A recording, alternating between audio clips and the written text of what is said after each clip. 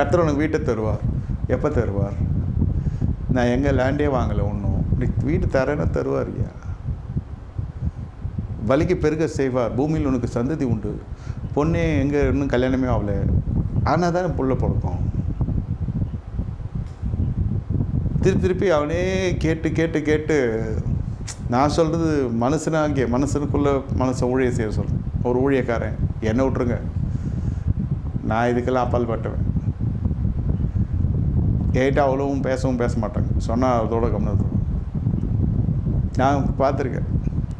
அவன் தீர்க்கதரிசனம் உரைக்கிறவன் டென்ஷன் ஆகி அவன் கெட்ட வார்த்தை பேசிட்டு போகிற அளவுக்கு பண்ணிடுவான். நம்மளால் கொண்டு வந்தது ஆசீர்வாதமான வார்த்தை தான். இவன் கேட்குற கிராஸ் கொஸ்டின்ஸ் எல்லாம் அவன் டென்ஷன் ஆகிடுவான், அவனுக்கு பதிலும் இருக்காது. அதனால் நிறைய பேர் வர்றது நிறுத்திட்டான். இதெல்லாம் நான் வந்திருக்கேன் காதுக்கு.